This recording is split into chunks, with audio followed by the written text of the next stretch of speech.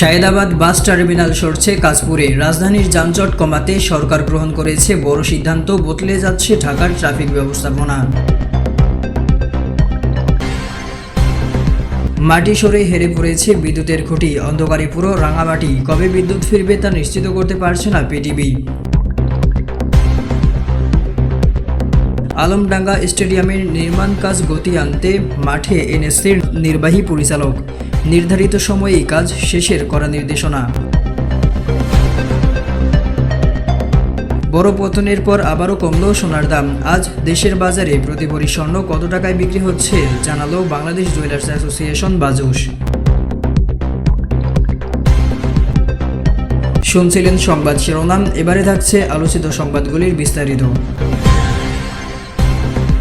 Sayedabad bus terminal স্থানান্তরের নীতিগত অনুমোদন। রাজধানীর যানজট নিরসন ও ট্রাফিক ব্যবস্থাপনা আধুনিকায়নের লক্ষ্যে সায়েদাবাদ আন্তজেলা বাস টার্মিনাল স্থানান্তরের প্রস্তাবে নীতিগত অনুমোদন দেওয়া হয়েছে।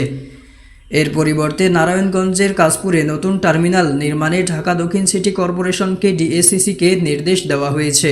বুধবার ৮ জুলাই সচিবালয়ে মন্ত্রিপরিষদ বিভাগের সম্মেলন কক্ষে অর্থমন্ত্রী আমির খসরু মাহমুদ চৌধুরীর সভাপতিত্বে অনুষ্ঠিত অর্থনৈতিক বিষয় সংক্রান্ত মন্ত্রিসভার কমিটির বৈঠকে এই প্রস্তাবে অনুমোদন দেওয়া হয়।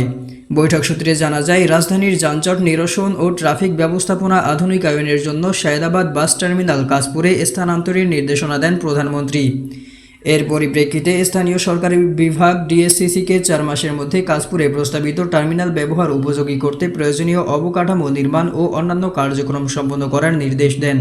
সূত্র আরও জানায়, নির্ধারিত সময়ের মধ্যে কাশপুর বাস টার্মিনালের শেড নির্মাণ, টিকিট কাউন্টার, টয়লেট এবং অফিস কক্ষ সহ আনুষঙ্গিক স্থাপনা নির্মাণ শীর্ষক কাজটি শেষ করতে রাষ্ট্রীয় জরুরি প্রয়োজনে সরাসরি ক্রয় পদ্ধতি ডিপিএম বাংলাদেশ নৌবাহিনীর মাধ্যমে রাষ্ট্রায়ত্ত প্রতিষ্ঠান চিটাগাং ড্রাই ডক লিমিটেডকে বাস্তবায়নের জন্য নীতিগত অনুমোদন দেওয়া হয়। কাশপুর বাস টার্মিনাল প্রকল্পে প্রাক্কলিত ব্যয় ধরা হয়েছে ৬,৮৮,২,৫৩২ টাকা। প্যাকেজের আওতায় প্রায় ৪,০১২ বর্গমিটার প্ল্যাটফর্ম ঢালাই ও টাইলস বসানো, ১৫,৫৭৩ কেজি প্রোফাইল শিট দিয়ে শেড নির্মাণ, ১২০টি টিকিট কাউন্টার, ৩২টি টয়লেট, অফিস কক্ষ, পার্টিশন এবং অন্যান্য প্রয়োজনীয় আনুষঙ্গিক স্থাপনা নির্মাণ করা হবে। সংশ্লিষ্টরা মনে করছেন, কাশপুরে নতুন বাস টার্মিনাল চালু হলে সায়েদাবাদ এলাকায় যানবাহনের চাপ কমবে। এতে রাজধানীর পূর্বাঞ্চলের ট্রাফিক ব্যবস্থাপনায় ইতিবাচক পরিবর্তন আসবে। রাঙামাটির শুকুরছড়ি এলাকায় মাটি সরে ৩৩ কেবি লাইনের 2টি পিলার হেলে যাওয়ায় বিদ্যুৎবিহীন হয়ে পড়েছে পুরো শহর। কখন সরবরাহ স্বাভাবিক হবে বলতে পারছে না পিডিবি। বৃহস্পতিবার ৯ জুলাই রাত ৮টা থেকে শহরে বিদ্যুৎ সরবরাহ বন্ধ হয়ে যায়। এই রিপোর্ট লেখা পর্যন্ত বিদ্যুৎ ছিল না পুরো শহরে। বিদ্যুৎ উন্নয়ন বোর্ড রাঙামাটির নির্বাহী প্রকৌশলী তথা বিতরণ বিভাগের স্বাগত সরকার এশিয়া পোস্টকে বলেন, চলমান ভারী বর্ষণের ফলে কুতুবছড়ি সাব স্টেশনের শুকুরছড়িতে ৩৩ কেবি লাইনের 2টি খুঁটি গোড়ার মাটি সরে হেলে পড়েছে। ফলে শহরে বিদ্যুৎ সরবরাহ বন্ধ হয়ে গেছে। তিনি আরও বলেন, এই লাইনে কাজ করতে হলে ক্রেনের প্রয়োজন হবে, কিন্তু আমাদের কাছে কোনো ক্রেন নেই। তবুও আমাদের লোকজন ম্যানুয়ালি খুঁটি সোজা করতে কাজ করছে। তবে এভাবে আদৌ খুঁটি সোজা করা যাবে কিনা তা বলা সম্ভব নয়।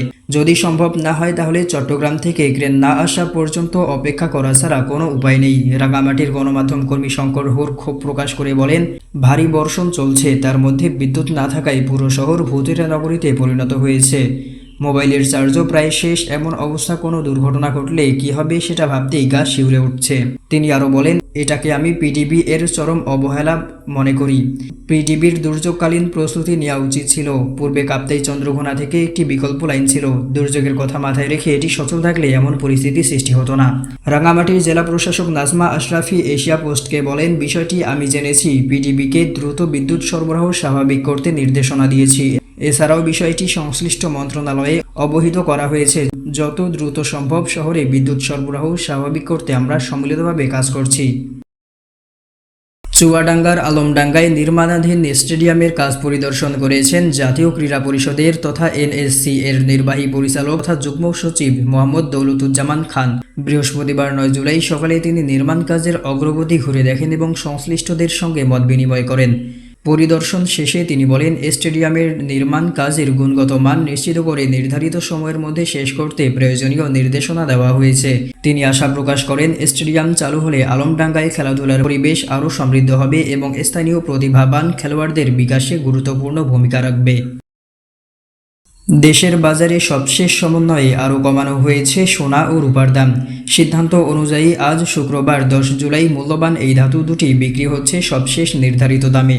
সবশেষ গত 9 জুলাই সকালে সোনার ও রূপার দাম কমিয়েছে বাংলাদেশ জুয়েলার্স অ্যাসোসিয়েশন বাজুস। সেদিন ভরিতে মূল্যবান এই ধাতু দুটির দাম যথাক্রমে ৩,৩24 টাকা ও 292 টাকা কমানো হয়েছে।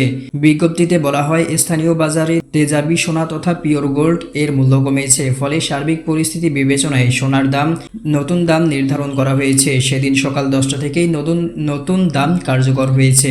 সিদ্ধান্ত অনুযায়ী দেশের বাজারে ভ্যাটসহ প্রতি ভরি 11.664 গ্রাম তথা 22 ক্যারেটের সোনা দাম পড়েছে 2,21,966 টাকা।